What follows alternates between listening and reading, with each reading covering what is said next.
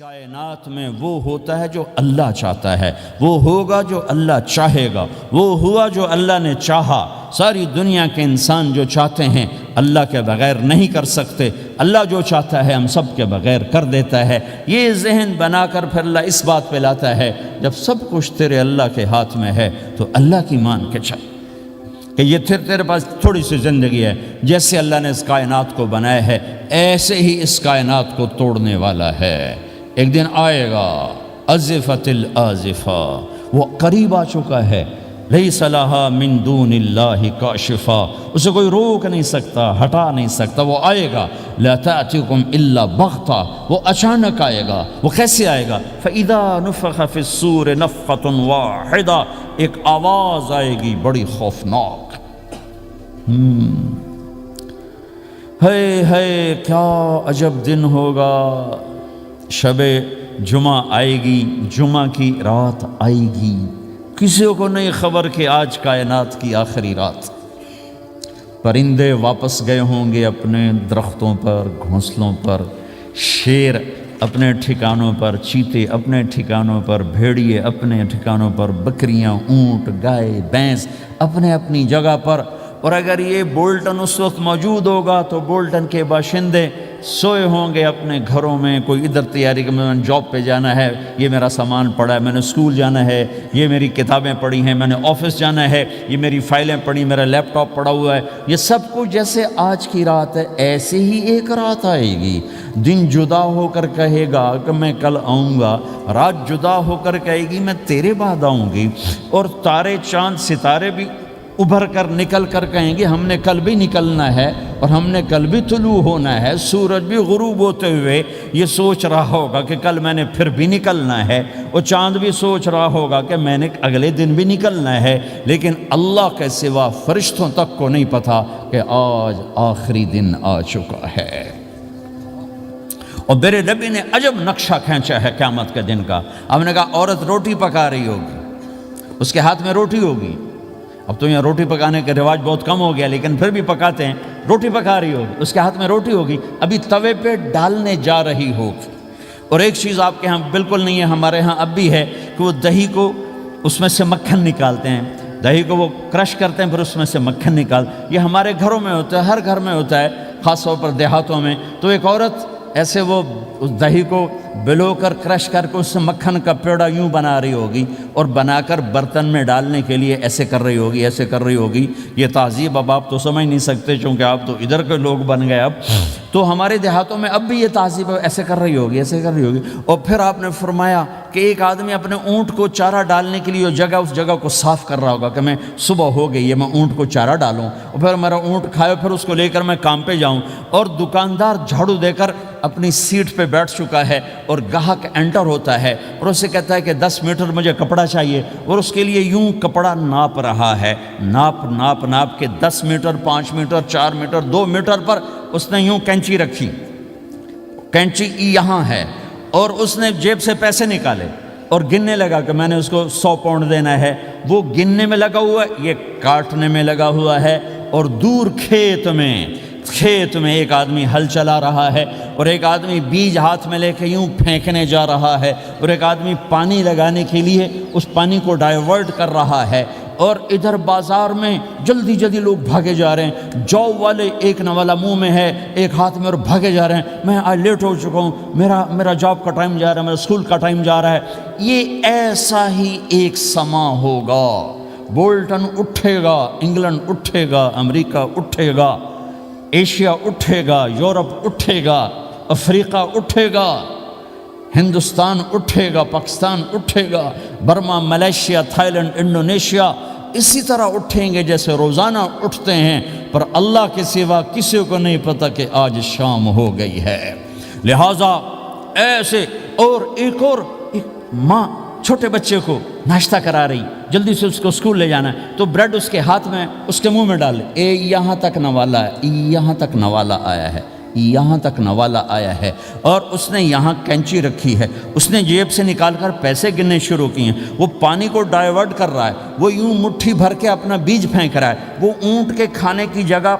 گھاس چارہ کھانے کی جگہ کو صاف کر رہا ہے، دکاندار دکان کا شٹر اٹھا رہا ہے، ایک شٹر اٹھا کے بیٹھ چکا ہے، ایک دکان کے اندر جھاڑو دے رہا ہے، صفائی کر رہا ہے، اور ایک اپنے سودے گن رہا ہے، ایک اپنے پیسے گن رہا ہے۔ بادشاہ سلامت تاج پہن کر اپنے تخت کو چلنے کے لیے روانہ ہو رہے ہیں، اور آگے پیچھے ان کے باڈی گارڈز کھڑے ہوئے ہیں، اور وہ پورا اسکواڈ کھڑا ہوا ہے، اور ادھر بازار میں کھیت میں ہر چیز میں ایک رونق ہے، چہل پہلے، چڑیاں چوں چوں کر رہی ہیں، کوے کائیں کائیں کر رہے ہیں، فاختہ اڑ کے آ رہی، کبوتر اڑ کے آ رہے ہیں، چیل اڑ کے آ رہی، شیر نکلتا ہے شکار کے لیے، چڑیاں نکلتی ہیں دھانے کے لیے، سانپ نکلتا ہے چوہے کے لیے، چوہا نکلتا ہے اپنی غذا کے لیے، بلیاں نکلتی ہیں چھیچڑے کے لیے، کتے نکلتے ہیں ہڈیوں کے لیے، انسان نکلتا ہے روٹیوں کے لیے، کہ ایک دم فَإِذَا جَاءَتِ الطَّامَّةُ الْكُبْرَى، ایک دھماکہ ہوگا،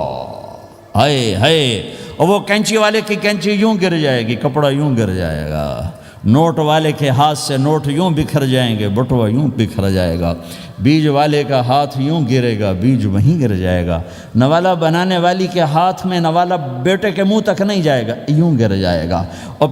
روٹی پکانے والے کے ہاتھ سے روٹی توے پر نہیں جائے گی، یوں گرے گی، توا وہ جائے گا، وہ جائے گی، معصوم بچے کو گود میں لے کر دودھ پلانے والی بچے کو یوں پھینکے گی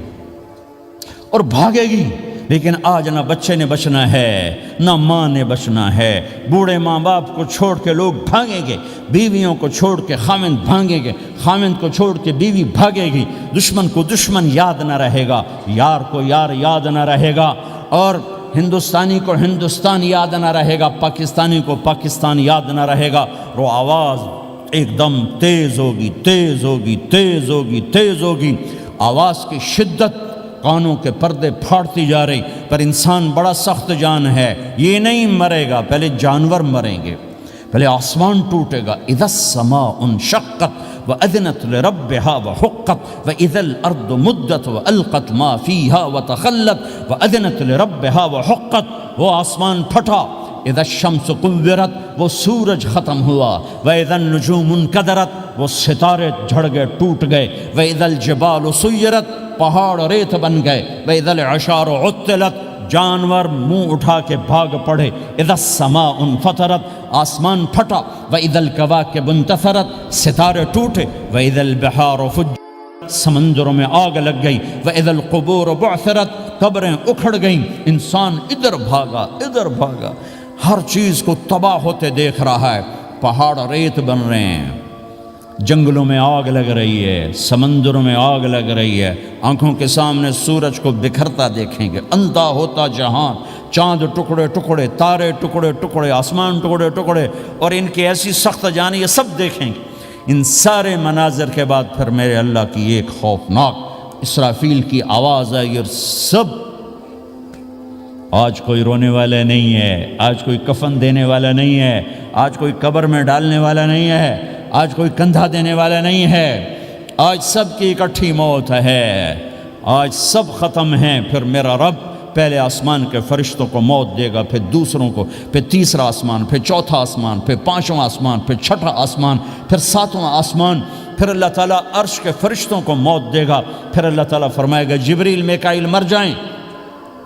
تو اللہ تعالیٰ کا عرش سفارش کرے گا، یا اللہ جبریل میکائیل تو نہ مریں، ان کو تو بچا لے، تو اللہ تعالیٰ فرمائیں گے اسکت فقط کتبت الموت علی من کان تحت عرشی، خاموش رہو، میرے عرش کے نیچے سب نے مرنا ہے۔ جبریل مر جائے گا، میکائیل مر جائے گا، پھر اللہ پوچھے گا کون باقی ہے،